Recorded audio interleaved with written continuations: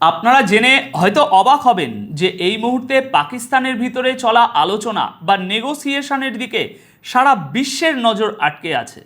Wall Street journal থেকে শুরু করে সবাই মোটামুটি ব্রেকিং নিউজ দিয়ে দিয়েছে যে হ্যাঁ, তাদের বিমান চলে এসেছে, ডেলিগেশনও পৌঁছে গেছে। কিন্তু অন্যদিকে আর একটা বিষয় একবার ভেবে দেখুন, এই সময়ে চীনের পররাষ্ট্রমন্ত্রী ওয়াং ইর তো পাকিস্তানে বা অন্য কোথাও থাকার কথা ছিল।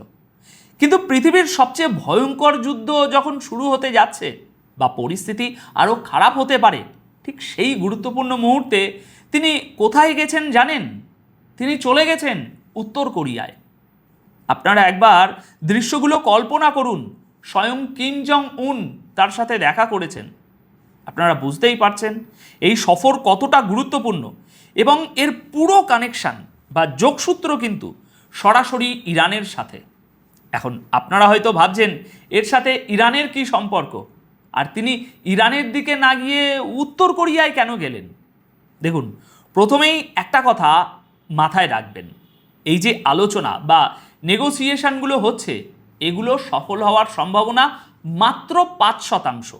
যদি সফল হয়েই যায় তবে সেটা একটা বড়সড় মিরাক্কেল হবে, কারণ ইরান তাদের বড় শর্তগুলো তো দূরেই রাখলো, ছোট যে প্রধান শর্তটা তারা মার্কিন প্রতিনিধি জেডি ভ্যান্সের সামনে রাখতে চলেছে সেটাই বিশাল ব্যাপার। জেডি ভ্যান্স তো ওখান থেকে বেরিয়ে পড়েছে, এখন সে পৌঁছানোর পর কি হবে কে জানে। কিন্তু তার সামনে ইরান যে ডিল বা চুক্তিটা রাখবে, একটু ভাবুন তো সেটা কি হতে পারে। ইরান যে দাবিগুলো রাখতে যাচ্ছে তার মধ্যে প্রধান হলো আমেরিকা সহ বিশ্বের বিভিন্ন ব্যাংকে আটকে থাকা আমাদের $100 বিলিয়ন বেশি অর্থ সবার আগে রিলিজ করতে হবে বা ফেরত দিতে হবে। এখন আপনারা হয়তো ভাবছেন এই টাকাগুলো কিসের ভাই?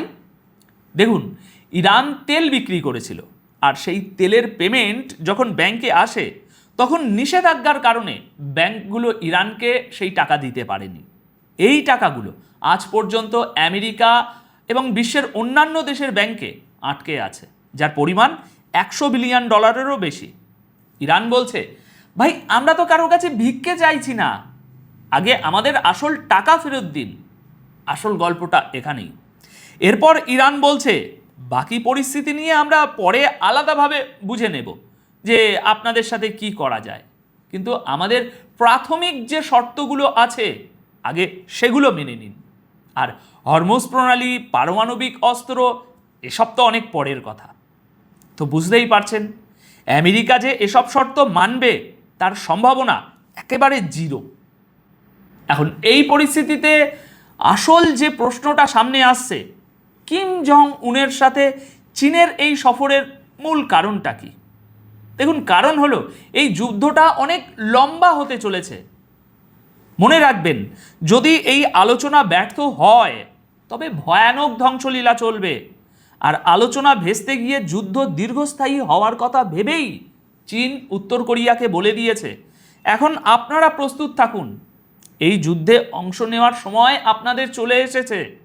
আমরা যেভাবে ইরানকে সাহায্য করেছি আর ইরান যেভাবে তছনছ করে দিয়েছে, ঠিক তেমনই এবার হয়তো আপনাদেরকে আমেরিকার সাইজ ঠিক করতে হতে পারে। অর্থাৎ চীন নিজে সরাসরি মাঠে নামার আগে উত্তর কোরিয়াকে এন্ট্রি নিতে বলছে।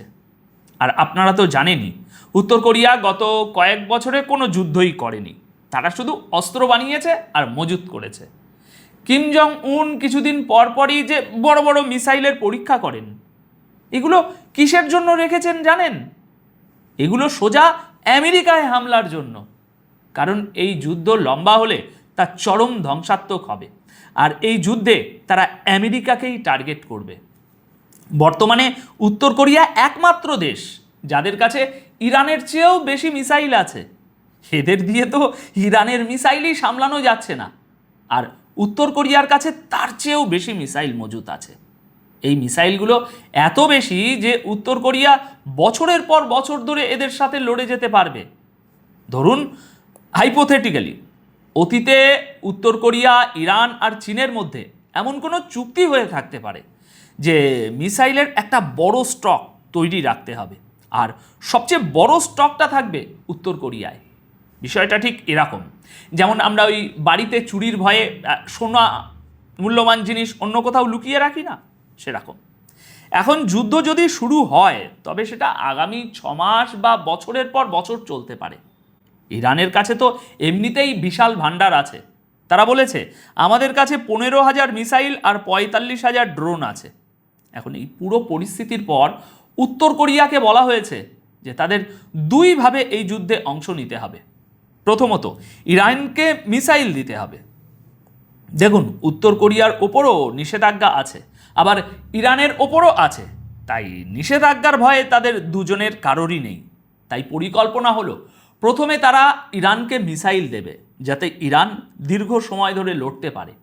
এরপর যখন যুদ্ধ আরও লম্বা হবে এবং বড় বড় দেশগুলো এতে জড়িয়ে পড়বে, তখন উত্তর কোরিয়া সরাসরি এন্ট্রি নেবে। অর্থাৎ দুজনেই এই যুদ্ধের জন্য পুরোপুরি প্রস্তুত। দ্বিতীয় সবচেয়ে বড় সমস্যা হলো আমেরিকা এই যুদ্ধ থেকে এখন চরম ক্লান্ত হয়ে পড়েছে। আমেরিকাকে এই বার্তা দেওয়ার জন্যই উত্তর কোরিয়া তৈরি হয়ে বসে আছে যে তোমরা যে আলোচনা করছো সেটা বরং সফল করে নাও, নয়তো পরিণতি আরও খারাপ হবে। আপনারা জানেন ইরান রাজি হচ্ছিল না। চীন বলার পর তারা যুদ্ধবিরতির জন্য একটু রাজি হতে শুরু করেছে। এই সুযোগে তাইওয়ান থেকে আমেরিকাকে হটিয়ে দেওয়ার একটা মোক্ষম সময়ও চলে এসেছে। উত্তর কোরিয়া এই কাজেও সাহায্য করবে এবং আমেরিকাকে ব্যস্ত রাখবে। দেখুন, এই মুহূর্তে সবচেয়ে বড় সমস্যা হলো আমেরিকা এই পুরো ব্যাপারটা হজম করতে পারছে না। ইরান যেমন ইসরায়েল ও আমেরিকার বিরুদ্ধে, ঠিক একইভাবে উত্তর কোরিয়াও এদের ঘোর বিরোধী। এটা মাথায় রাখবেন, দুজনেই চরম বিপক্ষে, বিরোধী। দেখুন, ইরান হয়তো অনেক কিছু ছাড় দিতে পারে, কিন্তু হরমুজ প্রণালী তারা কোনোভাবেই ছাড়বে না। ইরান এখন যতটা শক্তিশালী হয়েছে আগে কখনো এমন ছিল না। তারা যেভাবে এখন আমেরিকার গলা চেপে ধরেছে তা আগে কখনো হয়নি। আমেরিকা ভাবছে কিছু শর্ত তোমরা মানো, কিছু আমরা মানি, এভাবেই মিটিয়ে ফেলি। কিন্তু ইরান বলছে না না না না। আচ্ছা, এবার আসি ইউরেনিয়ামের কথায়। এটা ভালোভাবে বুঝে নিন দর্শক। ইউরেনিয়াম হস্তান্তর করা বা এ জাতীয় কোনো কিছুই আমেরিকার হাতে যাচ্ছে না। আমেরিকা আগে যে অপারেশন করেছিল তার পরিণতি তো আপনারা জানেনই। আমেরিকার অবস্থা যে এভাবে ভাঙড়ের মতো বিক্রি হওয়ার পর্যায়ে যাবে তা তো সারা দুনিয়াই দেখেছে। দেখুন, ভবিষ্যতে ইরানের উপরে আর হামলা করা যাবে না এবং সমস্ত নিষেধাজ্ঞা তুলে নিতে হবে, এটা তো আমেরিকাকে এমনিতেই মানতে হবে। এবার আসি পারমাণবিক বোমার কথায়। ইরান আমেরিকার শুধু একটাই শর্ত মানতে পারে যে ঠিক আছে, আমি পরমাণু বোমা বানাবো না, আমার পারমাণবিক উপাদান আমি হয়তো রাশিয়া বা চীনকে দিয়ে দিতে পারি, কিন্তু তোমাদেরকে দেব না। ট্রাম্প তার সেনাবাহিনী পাঠিয়েছিল যাতে সেখান থেকে ইউরেনিয়াম বের করে আনা যায়। কিন্তু যদি এই আলোচনা ব্যর্থ হয় তবে ভালোভাবে মনে রাখবেন, ইরান একটি পারমাণবিক শক্তিতে পরিণত হবে। ঘোষণা হয়ে যাবে যে ইরান পারমাণবিক বোমা বানিয়ে ফেলেছে। এরপর ট্রাম্পও শেষ আর ইসরায়েলও শেষ। তখন এই পুরো লম্বা খেলাটাই খতম হয়ে যাবে। দেখুন, চীন চায় এই যুদ্ধটা লম্বা হোক, আর যুদ্ধ লম্বা হওয়ার জন্য এটা জরুরি যে ইরানের উপর যেন কোনো পারমাণবিক হামলা না হয়। চীন শুধু এটাই নিশ্চিত করতে চায়, কারণ যুদ্ধ যত দীর্ঘ হবে চীন, রাশিয়া এবং ইরান সবারই লাভ। এটা তো খুব স্বাভাবিক ব্যাপার যে পারমাণবিক হামলা থেকে বাঁচতে ইরানের কাছেও ভাই পরমাণু বোমা থাকাটা খুব জরুরি। আর বোমা তো আর চট করে বানানো যায় না। হতে পারে উত্তর কোরিয়ার কারণে এমন কোনো বিস্ফোরণ হয়ে যাবে, যে কোনো কিছুই হতে পারে। কিন্তু একটা কথা নিশ্চিত, এই মুহূর্তে ইরান আমেরিকার একেবারে গলা চেপে ধরেছে। আপনি যাই বলুন না কেন, ইরান আমেরিকাকে টুটি চেপে ধরেছে। আর আমেরিকা বুঝতেই পারছে না যে তাদের সাথে আসলে হচ্ছে কি। তারা স্বপ্নেও ভাবেনি যে তাদের এমন চরম পরিণতি হবে বা ধ্বংস দেখতে হবে। আর আমেরিকা এই যুদ্ধে যা যা ফেস করছে, ইসরায়েল তার চেয়েও বহুগুণ বেশি ভয়ঙ্কর পরিস্থিতির মুখোমুখি হচ্ছে। এই যুদ্ধ কোথায় গিয়ে থামবে, আলোচনার কি হবে বা পরিণতি কোন দিকে যাবে তা কেউ জানে না। তবে ইরান এখনও চমকে দেওয়ার মতো অনেক সারপ্রাইজ লুকিয়ে রেখেছে। আপনারা কল্পনাও করতে পারবেন না তাদের কাছে সারপ্রাইজ দেওয়ার মতো কত কিছু এখনও বাকি আছে। তারা বলেছে এখনও তো আমাদের অনেক কিছু ধ্বংস করা বাকি। আপনাদের হয়তো মনে আছে যুদ্ধবিরতির কথা ওঠার আগে 2-3টে অদ্ভুত খবর সামনে এসেছিল। বলা হচ্ছিল জলের প্লান্ট ও বিদ্যুৎ কেন্দ্রগুলোতে হামলা হতে পারে। মনে আছে আপনাদের? যদি এখন এই আলোচনা ব্যর্থ হয়, প্রথম কথা তো আলোচনা হবে কিনা সেটা নিয়ে এখনও সন্দেহ আছে, আর হলেও তা সফল হওয়ার সম্ভাবনা অত্যন্ত কম বলেই মনে হচ্ছে। কারণ ইরানের শর্তগুলো একদম যৌক্তিক, কিন্তু আমেরিকা তা মানবে না, আর ইসরায়েলও মানতে দেবে না। একবার ভাবুন এরপর কি হবে। ওয়াটার প্ল্যান্ট ধ্বংস হবে, বিদ্যুৎ প্ল্যান্ট ধ্বংস হবে, আরও কত কি যে ধ্বংস হবে তার ঠিক নেই। আর এইসবের মধ্যে কে কোথায় দাঁড়িয়ে থাকবে, কিভাবে বাঁচবে, তা এখনও কেউ জানে না। কিন্তু একটা ব্যাপার সবাই জানে, যে ধ্বংসলীলা এখন হবে, আর তার ভয়াবহতা কতখানি হবে, এর প্রভাব কতদূর পর্যন্ত গড়াবে, তার কোনো ধারণাই আমরা কেউ করতে পারছি না। যাই হোক, এখন দেখার বিষয় আগামী কয়েক ঘন্টা বা কয়েক দিনে পরিস্থিতি কোন দিকে যায়।